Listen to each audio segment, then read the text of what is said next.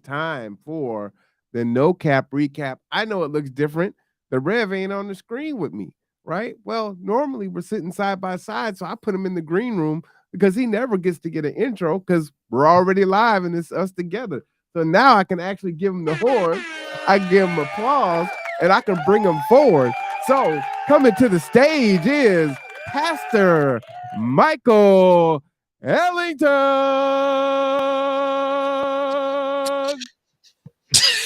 Let me cut it out. Let me cut it How out. you like that? Much love, much love. I appreciate the generous intro. I do, I do. Absolutely. Well, like I said, normally we're together, so I can't bring you on. We're just already going. So, this way I can. Yes, yes, very well done. I'm trying to find us online. I see it. We're broadcasting well. Okay, yeah, Yeah. See, when I'm in the home studio, I got all kinds of access to power tricks and things like that. yes, yes, definitely. Well, I'm catching up. I'm catching up. Well, why don't we jump right in and recap the sermon? I'm going to go ahead and put that on the screen here, and I'm going to go ahead and read it. We're looking at First Chronicles 29, 26 through 28. And let me go ahead and read that. David, son of Jesse, was king over all Israel.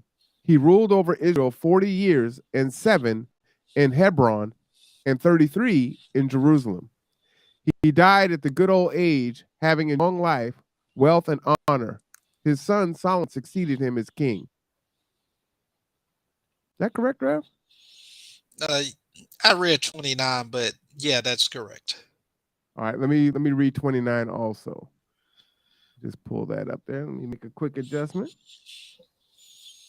Verse 29. All the events of King David's reign, from the beginning to the end, are written in the record of Samuel the seer, the record of Nathan the prophet, and the record of Gad the seer. Amen. So, based on that reading, Rev, kind of recap your sermon for us. So, the title of the sermon was "Get Ripe with God." RIPE. Get ripe with God. Um, a lot of our maybe some of our older viewers may remember the song "Get Right with God." Um, it's kind of a play on words, but so the sermon was pretty much talking about the cultivating process we go through in getting to various stages of ripeness with God.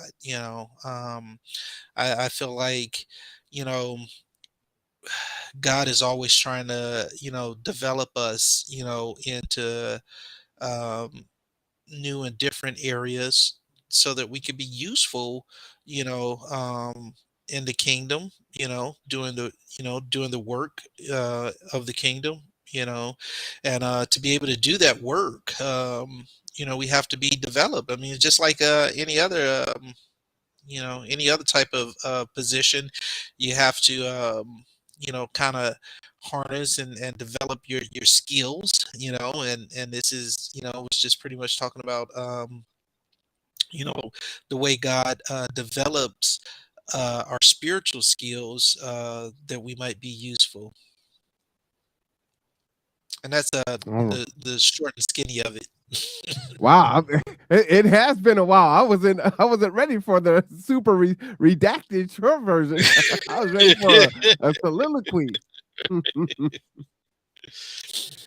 Yeah, So yeah, that's this the short and skinny of it. this was a good one, and I was saying at the end of the service that there were some parallels and some connections with last week's sermon, and taking notes has been a really powerful experience for me, because it helps me digest the message, and because I have to give some of it back and provide context, then that means it causes me to dig deeper, right?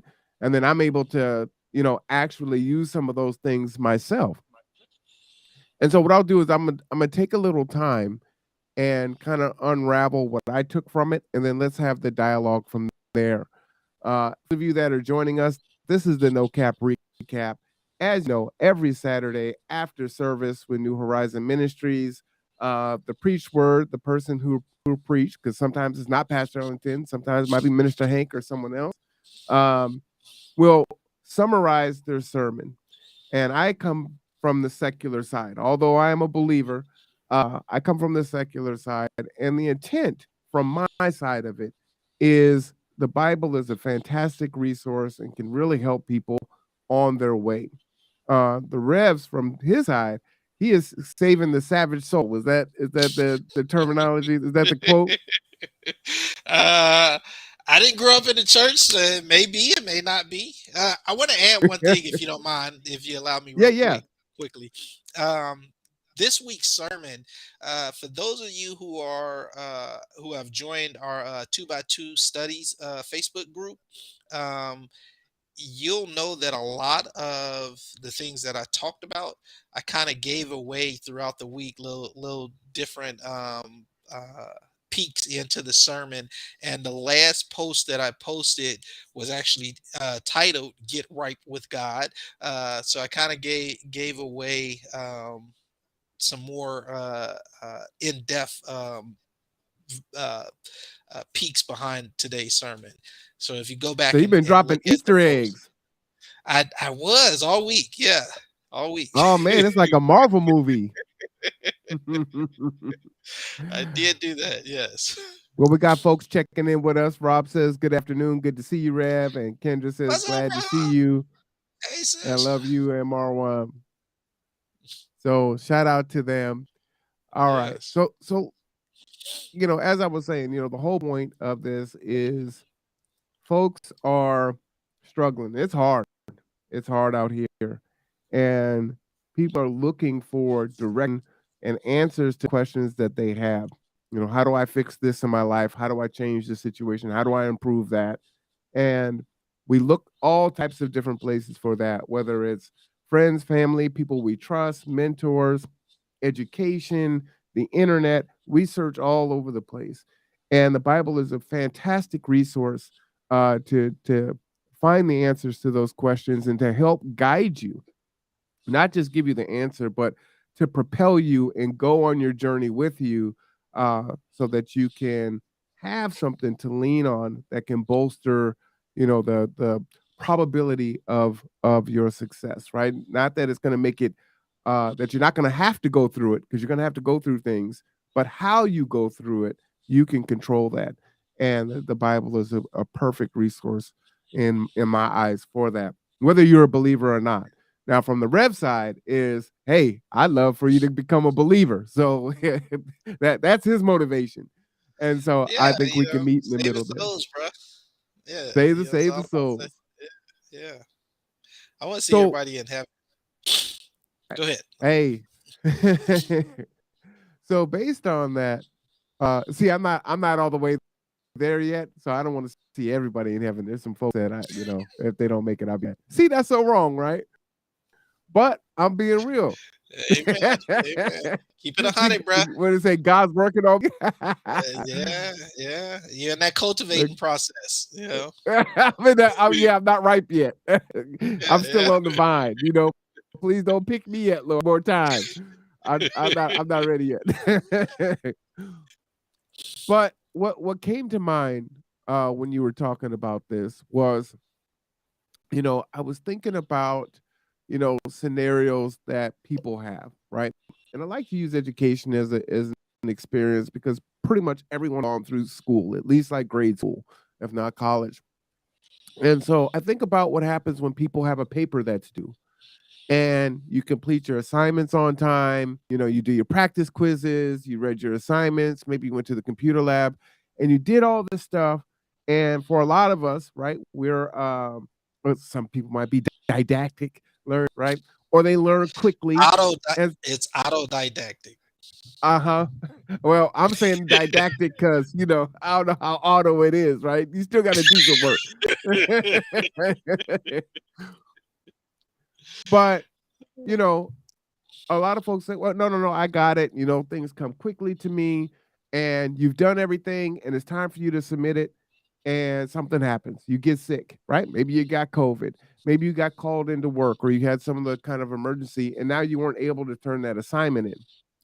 And so what I was taking from that, the Rev was talking about ripening, right? And that it takes time to cultivate, whether it's a relationship with God, whether it's you're trying to change something in your life, you're trying to fix something, you're trying to do something new, that these things take time. And we have all of these different sayings, right? Like a watch pot never boils. You know, I think I wrote quite a few of them down, right? If it was easy, everyone would do it. It's worth the wait. You appreciate it more if you earn it. We have all these different sayings that people will use, but it does take time, right? But we don't typically act like that when it comes to it. So then all of a sudden, this crisis happens, something happens, you don't get it in on time, you get a bad grade, you fail, whatever the consequence is. And so that time frame is sometimes you have to go through things. This is something that you were saying, Rev. You have to go through things so you have that experience, you have that lived experience. And based on that lived experience, you now have these knowledge, skills, and abilities that you can apply to the next time you find yourself in that situation or similar situations. My hope is always that people will use their skills transferably for whatever that might be. I tell a quick story and then I want to get your feedback on there. And one example that I can give is when I was teaching at OC, there was a program that was being run for non-traditional students. And the school was getting millions of dollars for this program. It was a grant. And so it was time to rewrite the grant program. Now, because this is statewide, right? All the schools are competing for it. So there is no, hey, so sorry, something happened, it got submitted late. If it's submitted late, there you're done, right? So think about it. This is Olympic College, right? This is the only college in the area outside of the online satellites and things like that and on base, right? It's the only college. So they apply for it, right? They get all their ducks in a row, they complete the grant, they do all their work, all the check marks. It takes months to do this. And from the way I understood it was the grant was finished and the person that was supposed to submit it ended up in the hospital. So it literally sat on a desk and was not submitted. The college lost that grant and they had to close that department, which was a super important department at Olympic College, right? And all because they did everything right. They had all their work done, but they had it where this one person had to submit it, and because they were gone, it was done, and there was no one else to do anything. There was no backup, no redundancy, so that opportunity wasn't missed. They called the grant writers or the people that were providing the grant, either the state or feds or whoever it was, and they said, "Sorry, these are the rules. You didn't get it in. Doesn't matter if you got it in. We understand the circumstances were outside of your control. We can't accept it." And so this really hit me today on that. Give me your thoughts. I said a lot there, Rev. You know, I kind of get that, and I thank God, like I was saying today, I'm extremely thankful for everybody that's been stepping up, while I've been out, but for so long, you know, um, that was me. It was like it was all down to me. You know what I'm saying? And there, I didn't feel like I had those redundancies or the backups, or what I'm saying, that network that God just kind of dumped into my lap like boom. you know. Um, but I get it also. Sometimes you know um things I believe everything God allows to happen for a reason. What I'm saying. And if sometimes things happen to teach us these lessons. And in this story that you're given, perhaps the lesson is let's not be so dependent on just one what I'm saying, individual to ensure that everything's done. you know um we have to sometimes relinquish control, where we're always just such a micromanager, and like, oh, I'm the only one that can do it. And anybody that comes to New Horizon, they know I'm not that person. I'm kind of like, yeah, I'm gonna give you the reins, and if you got an idea, let's run with it. And what I'm saying, as long as it's something to you know, you know, uh, be spiritually encouraging and uplifting. I'm all for it. So yeah, I get that. One thing that also popped into my mind is we have a saying that says, definition of insanity is doing the same thing over and over again and expecting a different result. And I watch this in other people's lives, and I watch it in my life too, where I know what the result is going to be if I behave in a certain way or if I do certain actions, and then I do it again and I expect for it to be different, right? Um, and so when I'm having the conversations with folks and they're struggling, they're working on something, maybe, and I'll keep it on, learning, right? So you're struggling with math, right? And it's like, okay, so you're struggling, you're having a hard time understanding the instructor, you're having a hard time, reading on your own and comprehending. Like sometimes when you're sitting in front of the instructor, you get it, right? You're connected. It's like, yeah, I'm following everything. But when I get home and I do my homework, I'm not getting it. It's like it's gone. The connection is gone. What do I do? And so, you kind of do the same thing and you take the next test and then you get the same result. And so I'll ask the question, well, what did you do differently this time? Did you go to the tutoring center? Did you change how you took your notes? Or were there office hours for the instructor? Right? And if you do the same thing, you're going to end up likely getting the same result. And it's going to make your situation and your scenario a lot more difficult for you. One thing I'll say, and this is my own little quick rabbit hole. As we are going toward automation and AI, what jobs are going to be there for you? Because we're going to see them fall away more and more and more. I submit to you, math is incredibly important. So whether you're doing programming or some of these other things in the STEM field, that place, that area of expertise is going to be a way for you to try to future proof your potential earnings in the future. So I want you to consider that for those of you that just don't love math, don't love science, find a way to connect with it because it's going to be critically important going forward. Go ahead, Rev. So going back to the old saying, the definition of society insanity is trying to doing the same thing expecting a different result. Like that there is so true, and that I think that really speaks to today's message because even for myself, like we've all heard that saying before, but Mhm.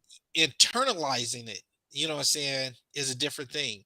And I'm at a point, today in my life where I'm beginning to internalize that and really understand that, what I'm saying, and it's bringing me to some different places in life.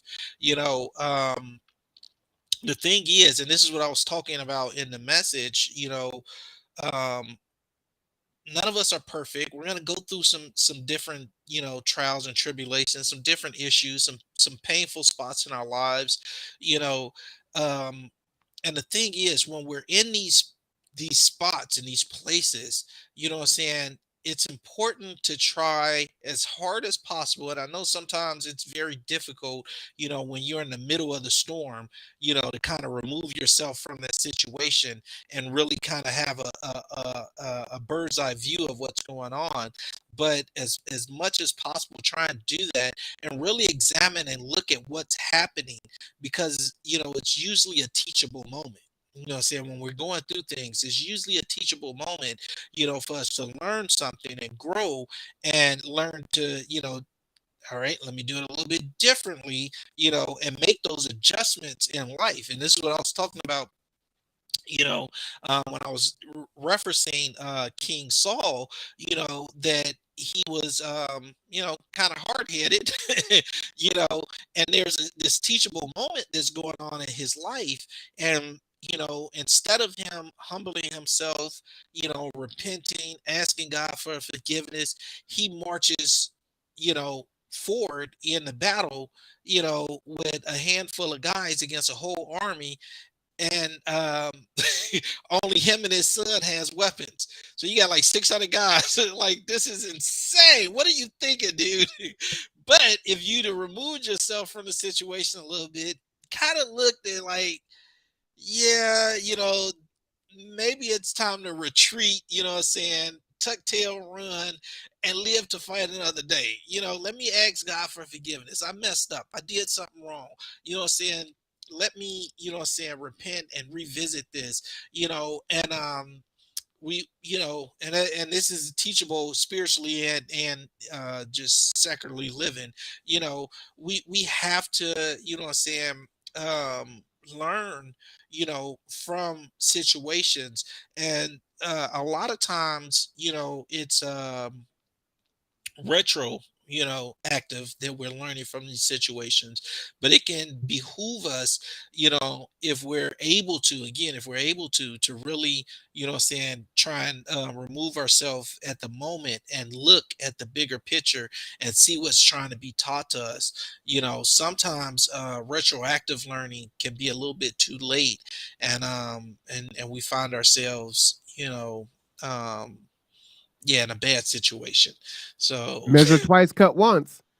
yeah, yeah, yeah. And, Wow, I was what that means, Rev, is what you're talking about with retro learning is you go through it your way, right? And then you realize I got to go back and learn it the right way or a different way. And now it's going to take longer and it's going to be harder because sometimes not only are you trying to learn the right way, but you're trying to unlearn the wrong way that you learned it to get it going in the first place. and sometimes, with that retroactive learning as well, um, Oh, you know, AJ's got a question there. He got his hand up. okay, one second. Let me make this Yeah, go point. ahead. Sometimes with that retroactive learning, we find ourselves in a place where, um, you know, it's a situation that may have happened 2, 3, 4, 5, 10 years ago, and now we're finally just kind of thinking on it, and learning from it. That retroactive learning process isn't always immediate, like, okay, the situations are over, let me re-examine and learn. Sometimes, it could take us a long time. And so that's why I say, as much as possible, while you're in the midst of a situation, try and, like, look, remove yourself and get that bird's eye view and look at things from the top. Because, yeah,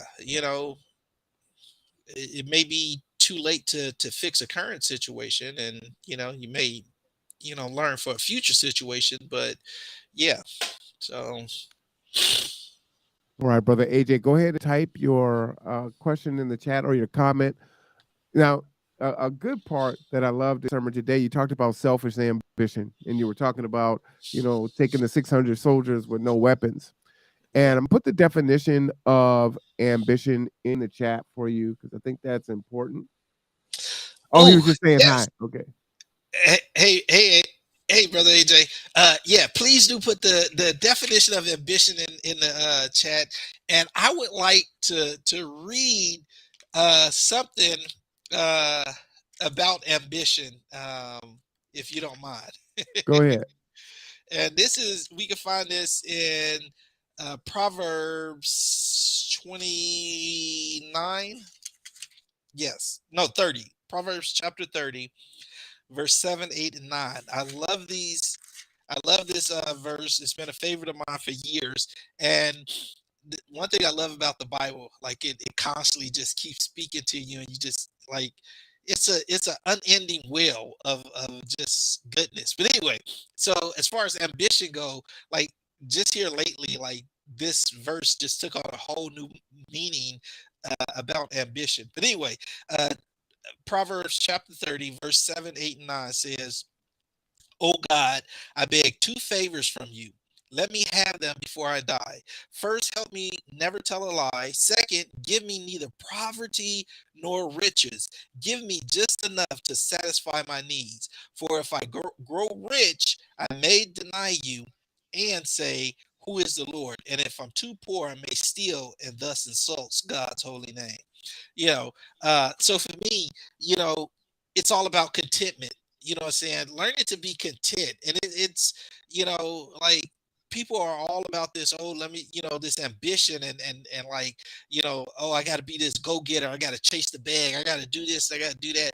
Like you ain't even learned to be content with life yet, you know what I'm saying? And you constantly trying to, you know, reach and grab, you know, stuff that you'll never own. You'll never, you know, own it. You know, that's a whole nother sermon. But Or if you get it, you won't be happy. A lot of folks is yeah, chasing things that they think are going to make them happy or fix their situation. And when they get it, they're like, I still feel the same. It didn't change. I'd rather be content than ambitious. That's you know all I was saying. Like I love that scripture. Like look, just give me enough, you know, to make it day to day, and I'm good. Like not to say that I don't have desires for you know great things, but the ambition. That's yeah. Put the definition up again. Let people read that to people. Read to people the definition of ambition. All right. So I'm going to go ahead and put that up. So ambition, a strong desire to do or to achieve something, typically requiring determination and hard work. Her ambition was to become a pilot. He achieved his ambition of making a fortune. Now, what I think is important is often ambition, and this is what you're talking about with the selfish ambition, goes with hubris.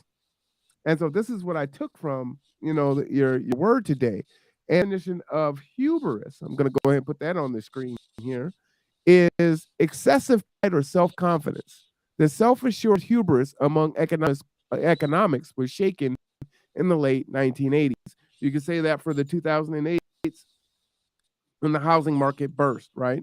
And that selfish ambition or that hubris, oh, I'm not worried about it. I'll do it different next time. And then it comes back the next time and you fall into those same patterns, right? You didn't go tutoring lab. You didn't find a different way to engage with the instructor. You didn't see if they had drop-in hours. You didn't work through your problems more than once, right? You didn't do, I don't know how it is in school now. It's like do all the odd problems for your homework. You didn't do the even problems, right? So it's up to you to reinforce your learning and to do something different. But we could talk about this in a lot of different ways. I love what I do. I was telling the person that was working on me yesterday, you know, that she was massaging me, and I guess there's some energy transference that can happen in there. So when she's massaging my pain out and trying to get whatever's going on, sometimes she could take on the negativity that someone is that she's rubbing out, right? And then she's got to purge that. And she says, you know, you don't have any. And I said, well, the reason why I believe that may be the case is I'm living my purpose. I know what I'm supposed to be doing, and I'm actually doing it. And so, in that, like you said, you know, I'm ambitious in a positive way. Like I want to try new things. I want to get better for the sake of G2 and do things like that. But my purpose isn't a selfish ambition. I'm not doing it for my own edification and my own glorification, right? I really am trying to help people. And so I think that that's what she was feeling. And so that was great. But there are days, right? This work is not easy. It's thankless, it's hard, it's 24/7, 365 days a week. You know, we're you know what I'm gonna say transporting about people. that. Yeah, we're transporting people to the severe weather shelter. We get an emergency call. You got to get to the airport. We got folks going to dialysis. I can't move. Stuff has to happen. We got a van that's down because we're trying a new pilot program and that's not going the way it's supposed to. So all these things are all happening. And that's enough to get you to be like, you know, but you can't lose sight of what is the purpose. And if you're living your purpose, then there should be a joy and a peace. Now, the thing is if you keep finding yourself, why is that? And what are you doing different so that you're not getting a different outcome, right? Because sometimes we're so busy trying to get it done, we end up falling to that definition. The definition of insanity is doing the same thing over and over again, expecting a different result, right? So maybe we have to get ourselves psyched up in our mind in the morning. Lord, thank you so much. That's why prayer is so important, right? Thank you for waking me up today. Thank you for my family. Thank you for my health. Thank you for this. Whatever you're thankful for, even if you're struggling, right? What do you have? And even if you're not praying to God, I had folks do a gratification bowl, right? What do you have? I have a roof. I have heat. I have food. I have people that are caring about me. I have an organization that's providing a resource to me, right? I have today. I have hopefully tomorrow, right? I have hope still. I have, you know what I mean? I have my mind. There's so many things. So even when you're going through a breakup or you're going through something that you're struggling with, you can't pay your rent, you're behind, they're trying to evict you, there are still things that you have to be grateful for and acknowledge that and say, hey, I could stay in the problem, but I'm going to focus on the solution. What's the solution? And how am I going to think myself and out of this situation? How am I going to do it differently when I was in here? And I know that I've gone through trials and tribulations in the past. How did I get through that? And how can I use that experience to get through this one and not go through it where I'm just kicking and screaming and it's just a horrible experience? Go ahead, Rev. So, so one of the parts of what I was saying in the sermon is, you know, that the cultivating process, this refinement process to get us from,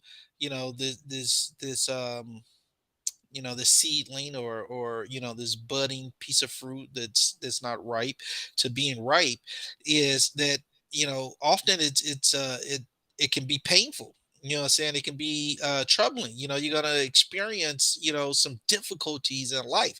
That's a given, right? I don't care who you is, believer or non-believer. We're gonna face some issues in life. It's gonna be difficult. It's gonna be painful. You know what I'm saying?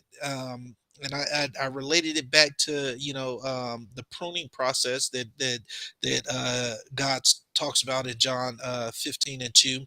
Um, but the key is to remain humble and not resist the process. I Mm, think we get too caught up in trying to resist the process and fighting back against what I'm saying, what's happening. What I'm saying. And not focus, and again removing ourselves, what I'm saying, and taking that bird's eye look and saying like, okay, what can I get out of this, what can I learn, say how can I grow, and just all of the positive out of it. We're too busy fighting against the storm. The storm's happening, it's gonna happen. What I'm saying, you can't beat down the wind, it's not gonna happen, that's not gonna happen. you know um I made a post about a week or so ago, and I said, listen, it's all about perspective. Is it happening to me, or is it happening for me? What I'm saying? Now, if I look at this storm as happening as something that's happening to me, I'm taking on this negative aspect, and oh, woe is me, and why me, and everything else. Or I could take this positive aspect and say, okay, this storm is happening for me, because there's some good things that happens during the storm. The area gets, what I'm saying, revitalized and fresh, and things get moved around and stuff. The storm's gonna happen, but we have to adjust our perspective in life on how we're gonna, what I'm saying, perceive the world, and stop, with this woe is me, oh, look at what's happening to me, and start saying, look at what's happening for me. This storm, what I'm saying, cleared a new path, that was previously blocked. What I'm saying? Now, I may not have never even considered taking that path because there was so much rubbish in the way. But now, what I'm saying, it's all moved out of the way. I can see things differently. The sun's shining so much brighter all of a sudden because the storm is past.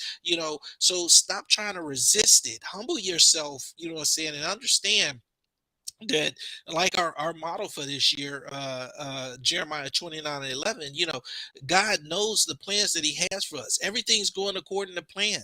May not necessarily be your plan, but it's God's plan. And if we trust in his plan, what I'm saying, trust in him and trust in his plan, we know that all things work to the good of those who love him. What I'm saying? So stop fighting against the storm. Humble yourself. Stop trying to resist it. I say all that to say I talk a lot. Rev, but folks will say, hey, I shouldn't have to do this. I shouldn't have to do this. Man, Perspective. if I had done this earlier, I wouldn't have to go through this now. If things were different, man, if this situation wasn't how it was, I wouldn't even be having to go through this right now. So I want people to not get caught up in that. Again, to me, that's being caught up in the problem, right? And not being caught up in the solution. What's happened has happened. Yes, I wish I had stayed in school when I was in the ninth grade. Oh, yeah, I wish I hadn't have made that decision back then. But the decisions were made, everything is done. All I can do is go forward from here. But how I go forward, I have absolute control over because I have control over my attitude and what I'm going to take from it. And that's why I say, I love how you brought that up because that's why the saying, I don't lose, I win or I learn. I learn, I don't lose because it's an opportunity for me to, hey, was I supposed to get something from this situation? What was it that I was supposed to get? I'm going through something right now and it's unfortunate and it may cause an issue with a relationship. But there's something that is on my horizon that I'm going to be going and trying to do. And it's like, well, if you can't overcome that, how do you expect to be successful or effective in this endeavor? So, this is probably a test to get you ready. So, I could be upset about it and complain about it, but if I just stay there and just say, man, it shouldn't be this way. Why do these people think this way? Why do they do that? This is why I don't work with folks. You know what I'm saying? You could do that. You could say all those things, but how is that going to help you? How's Yeah. that going to help you? Yeah. Right? So there's a skill there that you need to obtain.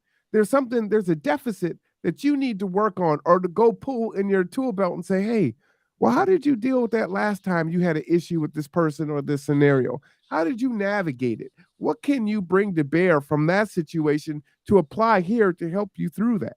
Was it managing your emotions, exercising emotional intelligence, sitting back, getting a mediator, letting it go, right? Are you someone that's hyper competitive and you feel like you have to win? Do you need to win this? Is it that important to you or is it more important to the other person? There's all these things that you can ask. You say, okay, I'm just going to step back for a second. I can take a breath, take a beat, analyze it, and then go ahead and use those things. Go ahead, Red.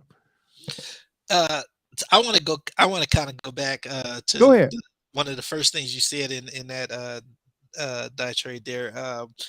That the part about, if I would have, it could have been this and that. That all goes back again, like, oh, I shouldn't have to be going through this. If I would have did this would have happened, and this would have happened, or whatever else. You know, that all goes back to us assuming, saying that we know the future. Even in hindsight, we assume that we know how things are gonna play out. Like, oh, if I would have went right, I wouldn't have crashed. Yeah, you probably still would have crashed. You know what I'm saying? The thing is, it all relates back again to trusting God and trusting his plan and understanding that he has a plan for you. Oh, if I would have invested, $100, in Amazon back in the 90s, I'd be a billionaire, or a millionaire, whatever, right? Well, guess what? It didn't happen, and it probably didn't happen because you wouldn't have been able to handle all of that money, and you would have ended up killing yourself. You know what I'm saying? Like, you'd end up, doing some crazy stuff that you had not, ought not, should not do. So we look over our lives and say, well, if this would have happened, that would have happened. We assume that. We assume that if A would have happened, B would have happened, but it didn't happen, and it probably wouldn't have happened. You know what I'm saying? So it's more advantageous for us to just stay focused in what we actually have control over, which is not tomorrow, definitely not yesterday, but the here and now. Let me Well, let's deal with it right now. let's raise the stakes, right? Because you said if I had been a millionaire, let's raise the stakes, right? Those of us that engage in relationship with others, right?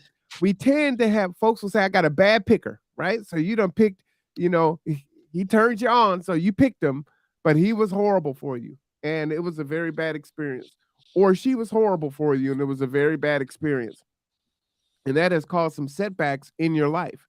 And or maybe you ended up having a child with this person and now this person is tied to you and you were struggling trying to co-parent if that's even a thing. So kind of talk about it from that frame of mind, because folks are going through some pretty hard things. I think that's little more tangible than, hey, if I had won $1 million. Definitely, but again, it still goes back to, you know, trusting God's plan for your life. You know what I'm saying? Like I was saying earlier, we're gonna go through some situations. Okay, maybe you've been in some bad relationships, you know what I'm saying, and you've experienced some horrible things, you know what I'm saying, through life because of those bad relationships. What you have to understand, and what again, perspective.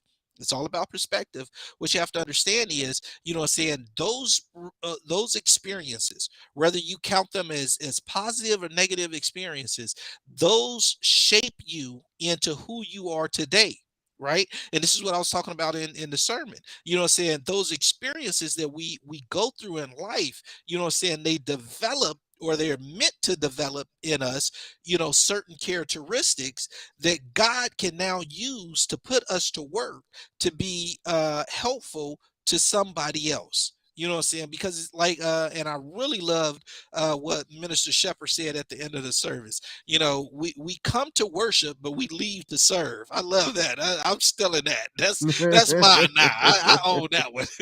But we go through these situations, and we go through these experiences in life, so as all part of the ripening process, so that what I'm saying, we can be used, what I'm saying, to help somebody else.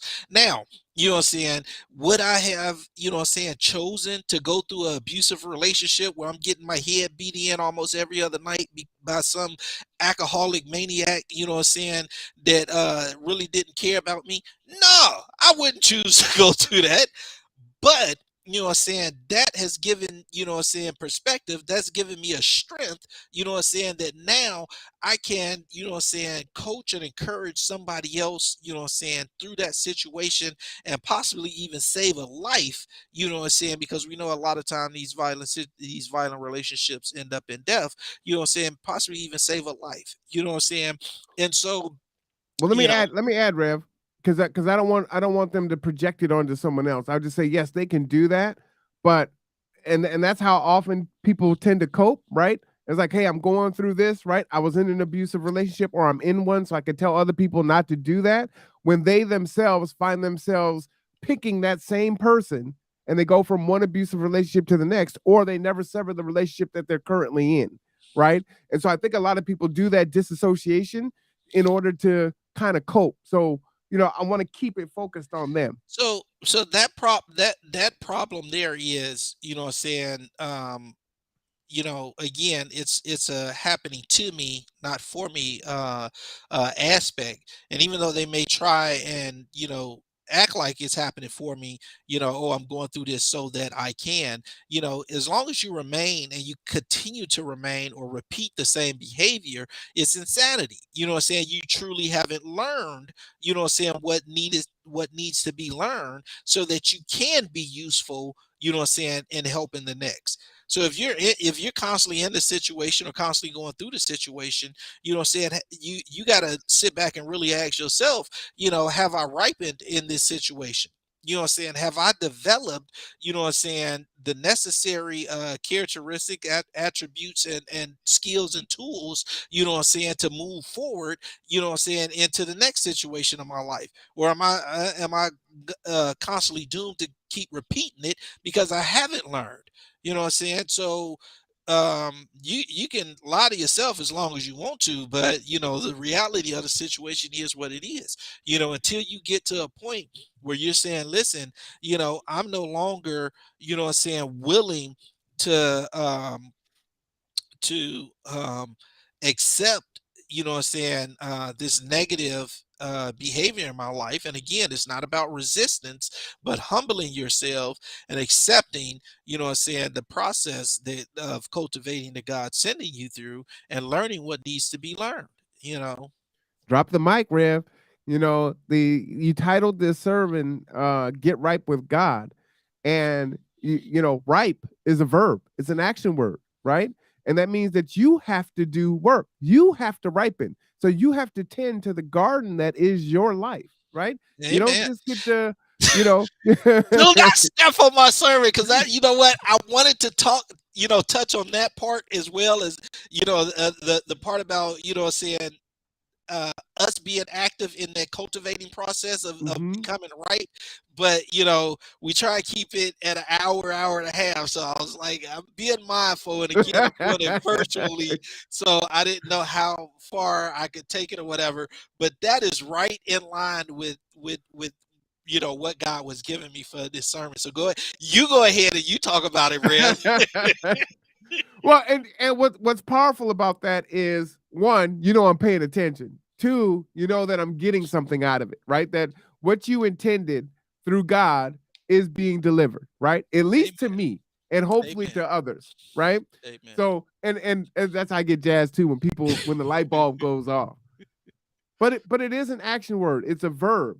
You have to tend. So maybe God has something for you, but you need to be careful with that. Folks can be too literal and they say, well, God got something for me, so I guess I got to go through this, and I'm going through it. And it's like, yes, you're going through it, but you're also ripening. It's a verb, right? How are you going through it?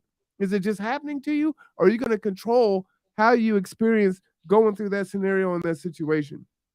That's what's important. And that's where your power is. And people don't tap into the power that they have. O ye of little faith. This is what Jesus told his disciples when they was going through the midst of the storm.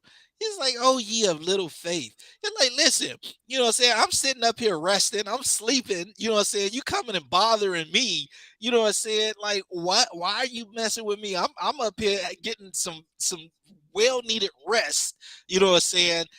Like, oh yeah, little faith. Yeah, you going through the storm, but that don't mean that, what I'm saying, you just like hold on for dear life and, wherever it blows me, no. The same way Jesus got up and this is what Jesus is trying to teach us. This same way I just got up and spoke to this storm, you could have did the same daggone thing. If you had been paying attention all this time I've been teaching y'all this, like, why are you bothering me? Why didn't you just tell this storm to just, pipe down and let me finish resting? And that's Yeah. the whole thing. Like, yeah, getting active, in your storm. Listen, don't fight against it. And that's our natural instinct, our natural base instinct is, okay, I'm going to fight against this, or either I'm just going to hunker down and, what I'm saying, cover up and wait till it's over. God is like, no, what I'm saying, get active in, what I'm saying, the midst of the situation. And that's part of what I was saying about, listen, you're going through, what I'm saying, as much as possible, try and remove yourself from the situation, get a bird's eye look at what's really going on. And, what I'm saying, like, yeah, don't, yeah. Oh, ye of little faith. As soon as you said that, that's exactly what it brought into my mind. Like, oh, ye That's of what little kicked in. faith. Like, come on, man. Like, what are you doing? So Why you messing with me? I'm gonna give you two things that I think that can help folks, right? Whether it's spiritually or just trying to move through the world.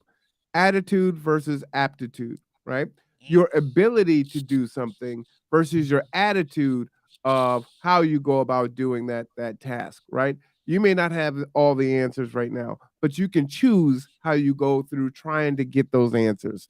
Sitting in the classroom, I tell students, hey, we got a 5-page paper due. Oh my, you hear the groans, right? That's their attitude, right? The attitude is negative. The aptitude is, I don't know what I need to do with this assignment. I don't know what the rubric is, how I'm going to be graded. I don't know any of that. I may not have the requisite skills. I haven't been a great student, but my attitude can be positive. And that's how you'll see where you have folks that naturally achieve high. And if they don't achieve high, it's devastating, right? Just really bad attitude because their aptitude was so high. And so when they fall short, it's an issue. Or you have someone that actually did the best they could, great attitude, right? But their aptitude was, hey, I got to see, but I gave the best. I know I put it all on the line, and that was the best that I can do, right? And I would I rather be let me that let me person. jump in. Hold on, let me Yeah, go jump in ahead. real Yeah, quick, yeah, because yeah. that's what I teach my kids. I've been telling them for forever. Listen, I don't care what grades you bring home, as long as you can honestly look at yourself and look yourself in the mirror and say, "Listen, I did my best." Whatever that grade may be, as long as you give your best, I'm okay with it. You know, like yeah, because we're not all gonna achieve and excel at everything, but we can all give 100% at everything. And whatever the outcome is, be okay with that. You know what I'm saying? Because I am. I'm not putting no pressure on you. Oh, you got to bring all A's home. No, I'm not finna do that to you. And don't do it to yourself either. But go ahead. Yeah, I'm sorry. facts, facts. No, no, it's good. That's good. Another one is needs versus wants. That's another one that's really important. And a lot of times, and I'll go back to the one with the relationship, right? We want men are very visual, so we like what we see, and so we will chase that, but that's not what we need. Women are the same, also, right? They're also very visual, uh, but that may not be what you need. So if you're in a relationship that is not positive, it's abusive of those things, and it's not what you need, or you're looking at getting into a new relationship, you're dating with intention, which I hope you're doing, um, and you're looking that you're not falling into the same tropes and those same things that got you caught up the last time, and you're saying, what do I actually need for me to be in a healthy relationship that is going to be someone that's going to be equally yoked with me, that's going to add value to my life, right?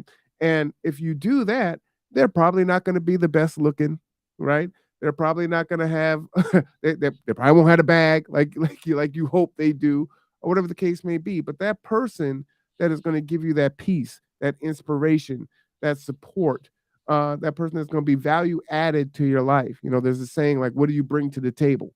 You should be able to define that. What do you bring to the table, and what do you need brought to your table? And beyond, for men, because a lot of times stereotypically it's sex, right? Oh, well, we're looking for sex. Or for a woman, it's, well, I want financial stability, right? There's got to be so much more in that. And you need to look at that, because otherwise you just keep picking the same thing, and 10 years have gone by and you're wondering why, hey, there's no good men out here. There's no good women out here. And there are, but you're looking for the wrong things. So, I just want to add those two things: attitude versus aptitude, needs versus wants. Go ahead, Rev.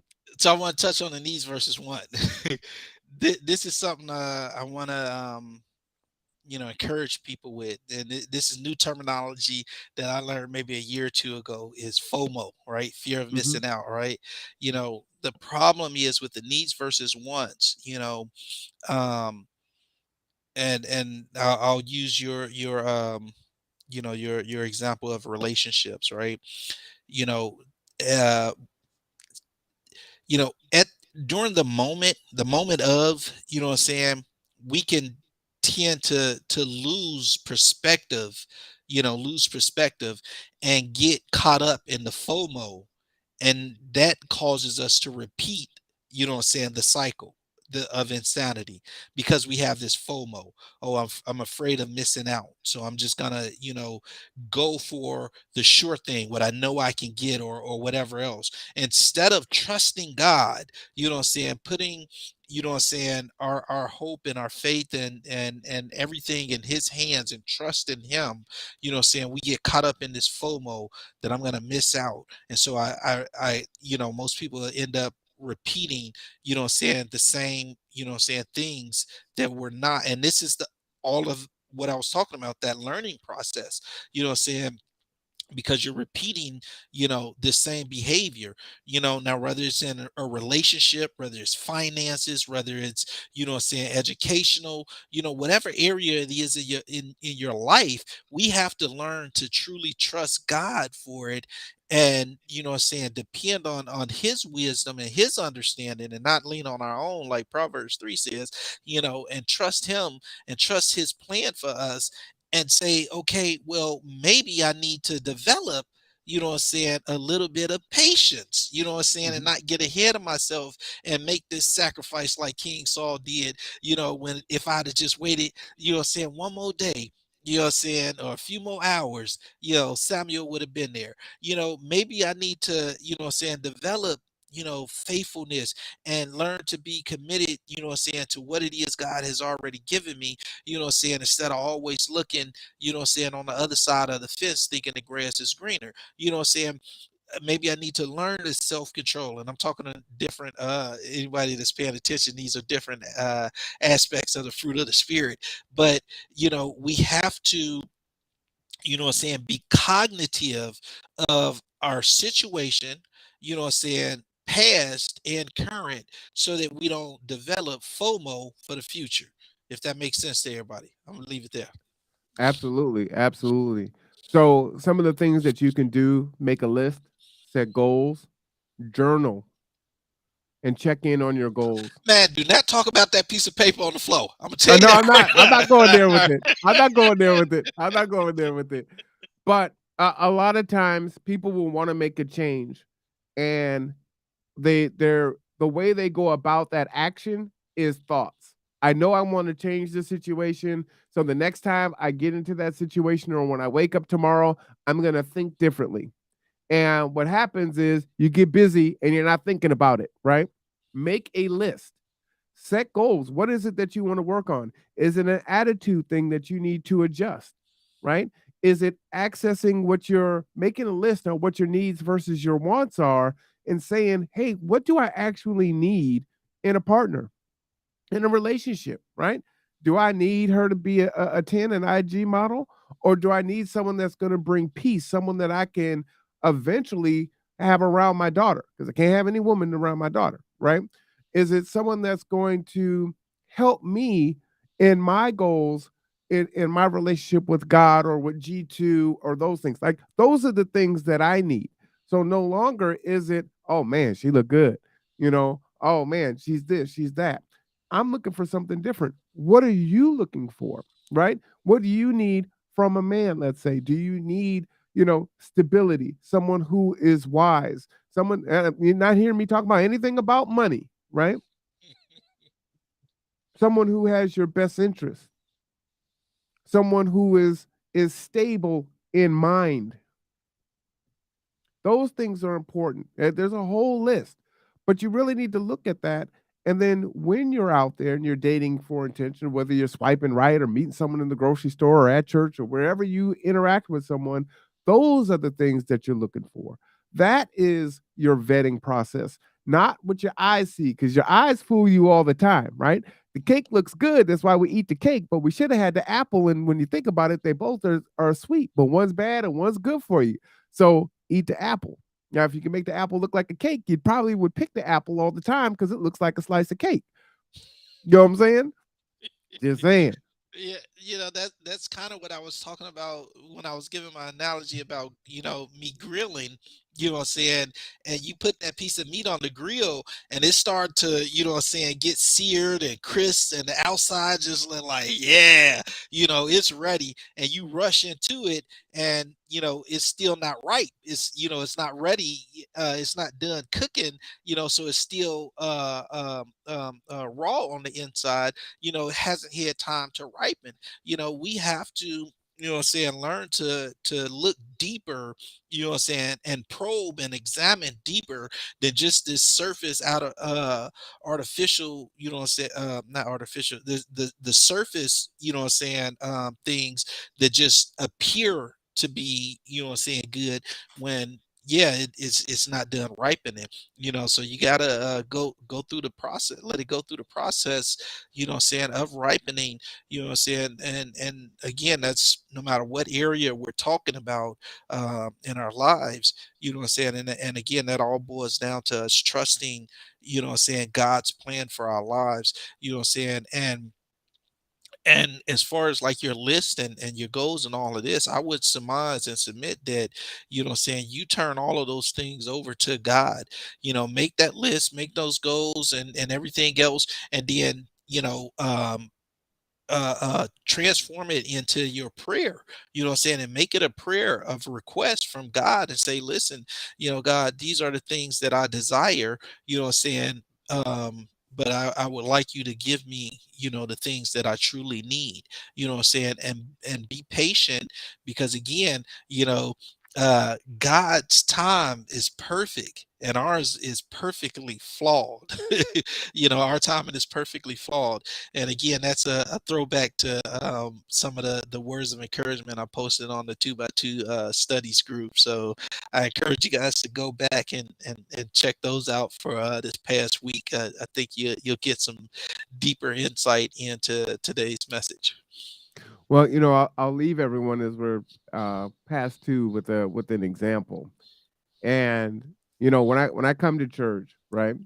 I am a uh, what am I? I'm a spectator, right? I think that's fair to say. I'm a spectator in church. And so when you left and you were gone for the month and you're like, hey, can you manage the service and just make sure that everything goes smooth?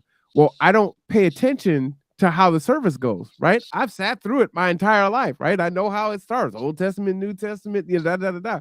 But now when you have to do it, it's like, what order does it go in? What's supposed to happen? What's said there? How does this go? Like, I got no idea, right? I'm brand new all of a sudden because those things, you're just experiencing it, right? And you know what it looks like, and when it's happening, you're in it. You're like, yeah. But then when no one's there, it's like, okay, you do it. It's like, oh man, all right.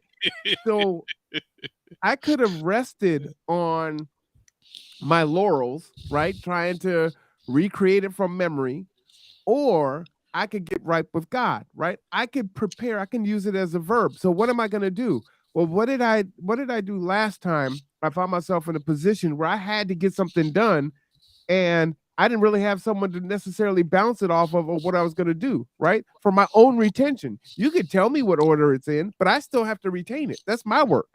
So I'm like, okay, you know what? I'm going to make a church program. One, we don't have one, but two, that's going to keep it ordered for me, which is my best way, right? Because I still don't remember it. If you pay attention, I'll have that little piece of paper with me the whole time, right?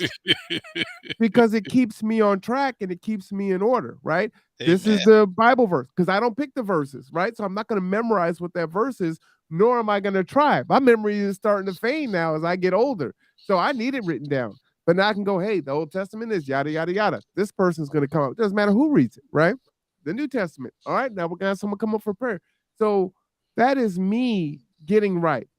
That's me taking action over the situation. Not saying, hey, well, you know what? I'll just keep trying to remember it. And man, last Saturday I'd have forgot that again, right? Doing the same thing over and over again and expecting a different result. It's like, no, I got to write this down. And if I'm gonna write it down, then maybe other people might benefit from this too. So not only am I going to get help from it, but other people might get help from it, and there's benefit added.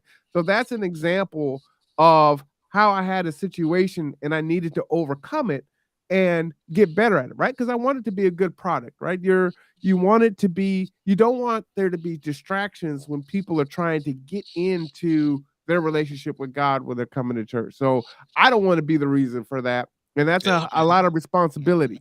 So it's like, I'm going to do this because this is going to help me to present a better product that folks aren't distracted by, I don't know what's going on and what's next and who does, what.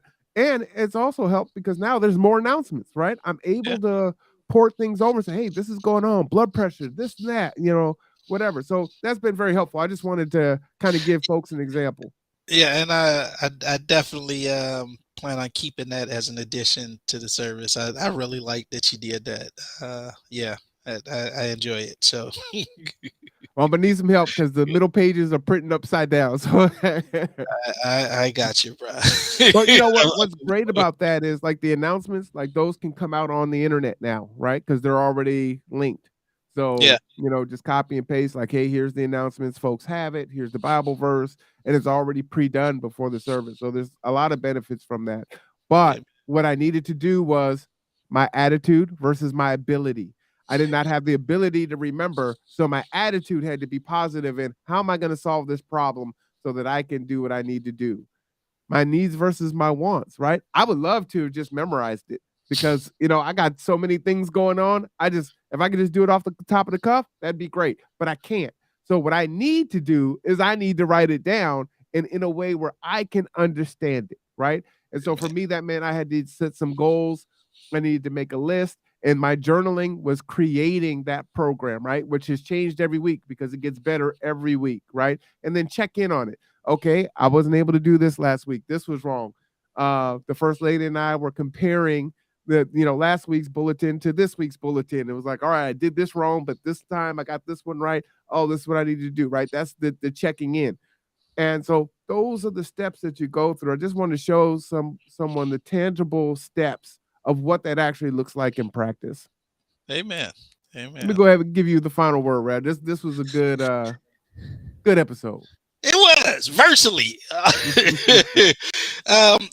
My final word is this. I'm going to go back to "O ye of little faith." We have to do our part, but don't confuse your part with God's part. Stay out of His way.